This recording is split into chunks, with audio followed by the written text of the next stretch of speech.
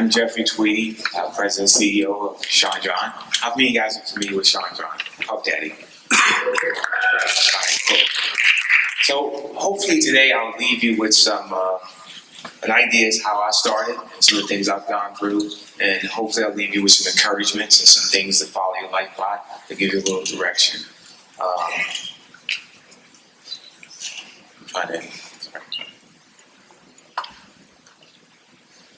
The reason this slide is here is very interesting. I grew up in Washington, D.C.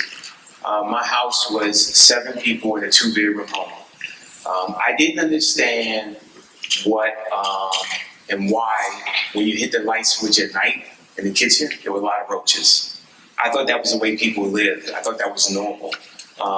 It inspired me to know that this wasn't the life I wanted. And it inspired me to realize that there's something better. But I didn't know what that was. I thought this was the norm. I had a chance to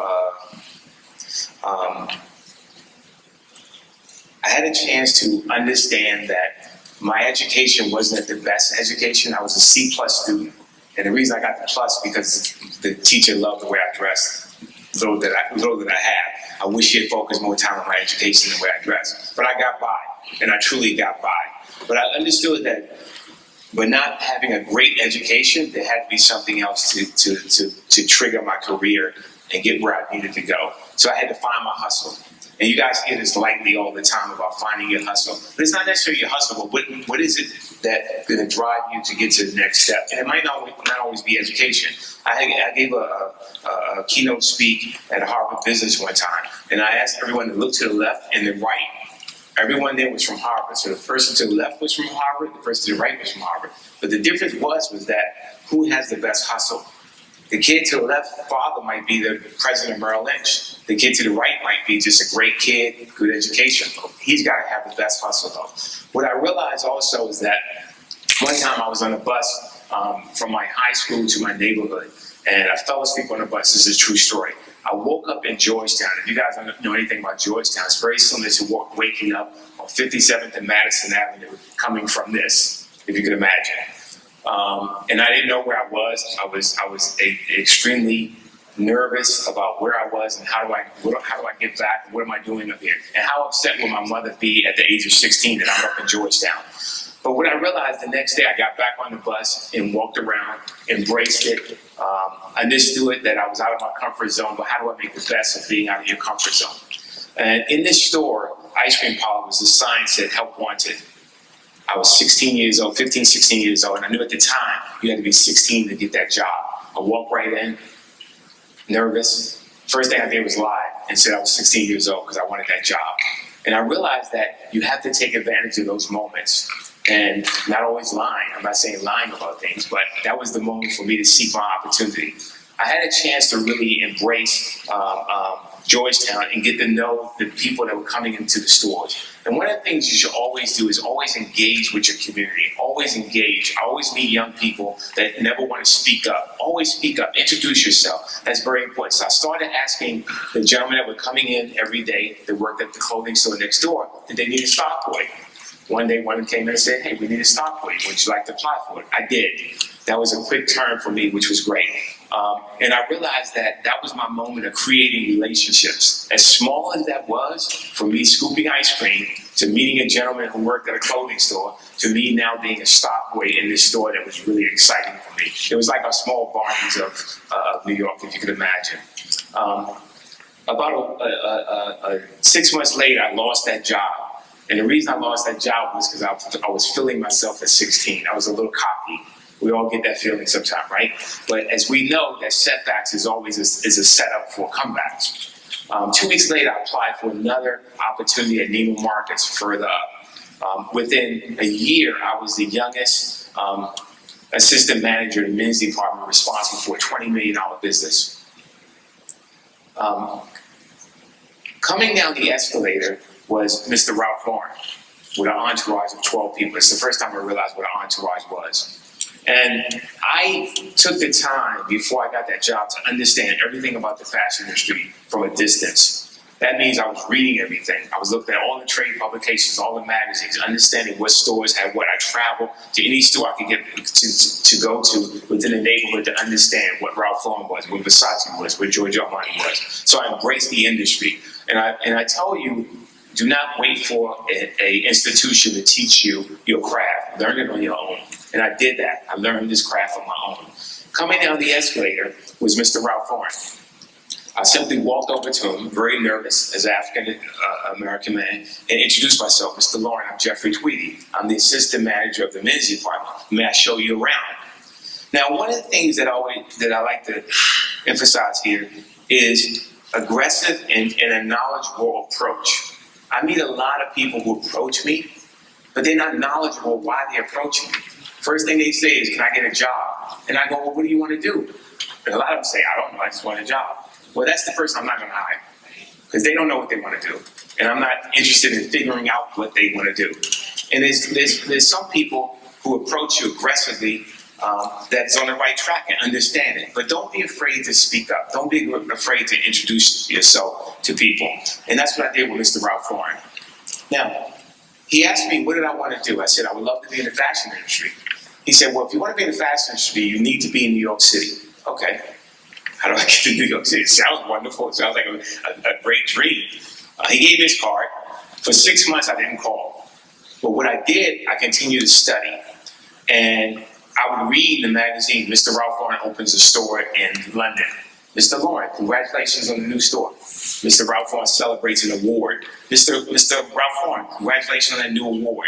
So I did this for about 6 to 7 months to prepare myself for that phone call. I didn't realize that I was really preparing myself, and I didn't realize that what I was doing was opening the door for my call. And I'll tell you what I mean by that. I was maximizing the moment. I didn't realize who gets those calls, cards, and phone calls, and those notes. The assistants, right? So when I got on the phone to call the first time, I thought they were going to take a message as next, get rid of him next. I said, it's Jeffrey Tweedy. Might I speak to Mr. Lauren? Sure, hold on. Next one, the executive office, may I help you? Hi, it's Jeffrey Tweedy. Might I speak to Mr. Lauren? Now at this point, I'm sweating bullets. I'm like, no, they're supposed to take a message. You're not supposed to keep putting me through. So finally, Mr. Lauren's personal assistant gets on the phone. She goes, Jeffrey, how are you? How am I? Why are you asking how am I? The cards and the notes that I was writing. I was stalking from a distance is what I call it, but it worked for me. So needless to say, 2 weeks later, I'm at FIT through Mr. Ralph Lauren, who was on the board of trustees at FIT, which really took my career to a whole nother level. And that's what I mean by maximizing your opportunity, maximizing the moments. And we have to do that. I encourage everyone to get away from emails and get away from social media and how to contact people. I have on my wall in my house several handwritten notes from students I meet, handwritten notes from John Tyson from Tyson Food, different people. Handwritten notes mean so much more than an email. Understand that. That means that if someone took the time to actually handwrite me a note, I'm going to make sure I respond to that note. And by the way, I'm going to look for this person to be part of my organization, because they've already had the momentum and they're maximizing the opportunity, which I love. The other thing I worked on was building my personal brand. I made sure that when I met people, I introduced myself. I'm Jeffrey Tweedy. I want you to always remember who I am. Over the years, from Ralph Lauren to FIT to working for Ralph Lauren again back in New York City as a gopher, and then on, my career plateau, it took off. I was the president of Cross Colors in Carcanine. I was responsible for all Spike Lee's product, 40 Acres in the Mule. You guys are familiar with that Malcolm X hat that was on Michael Jordan. I was the one that put that on Michael Jordan the first time. And the business really took off. From there, I went to Yves Saint Laurent and went to several other companies. And I continued to build my brand. I continued to build what I was all about, which was important to me. Not the company, who I was. So I made sure that I was at the right events. Not all the events, the right events. And really, it was an opportunity that I had with Mr. Combs that really took my career to another level, almost 21 years ago. And I was moving back I was living in LA and I had an apartment in New York. I was moving back to the East Coast because my mom in DC was ill, so I wanted to move back to the East Coast. And at the time, I was going to really accept a job with Damon John, who was the president and owner of Fubu. I don't know if you guys are familiar with that, you're probably too young. But he had wooed me for about 6 months. And it was an interesting story. Damon John knew who Puff Daddy was. They met one time. And Puff simply said to him one time, I want to start a new company called Sean John, right?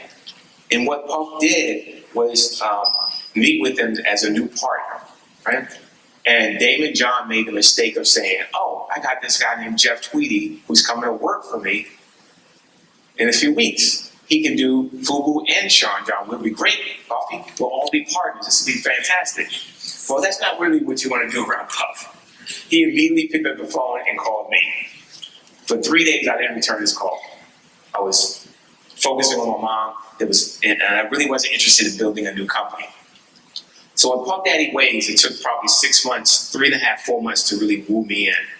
Then I never forget this one particular call I got on a Saturday after several conversations with Puff. And he called me one Saturday, and I was in my apartment in New York, and he said, I'm really getting tired of talking about this contract. I need you to come to the Trump Hotel. Sorry, because the Trump Hotel is back in Jennifer Lopez's days, I'm sorry. But I need you to come to the hotel and tell me exactly what you want. We'll put together a contract tonight. Wow, that sounds exciting, right? First thing most people would do is run for the contract. And I said something very interesting. I said, Puff, I would love to, but my financial advisor, is not available today. It's Saturday. Most people have Saturdays off, right? Puff said something very interesting to me. He said, your financial advisor, he works for you or you work for him? I said, well, of course he works for me. He said, well, call his ass and tell him it's time to go to work. What do you say to that? 3 hours later, we're at the Trump Hotel. We put together an amazing contract. And the business just was elevated from there. But it wasn't easy for us. When we started Sean John, it was really how do we combine fashion and entertainment? Sean P. Combs, Puff Daddy, was an entertainer. I knew the fashion industry. So we really combined those two, and we coined the word fashion-tainment.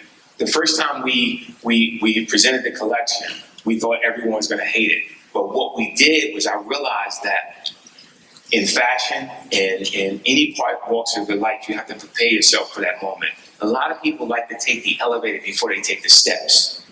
A lot of people like to take the elevator before they take the steps. So what I decided to do with Puff was, Puff, we're going to go to everyone's fashion show. We're going to embrace the industry. I want everyone to see you front row at the show. So when we do our fashion show and we do our collection, they realize that you've taken the time to prepare yourself for your own fashion company. Does everybody understand that?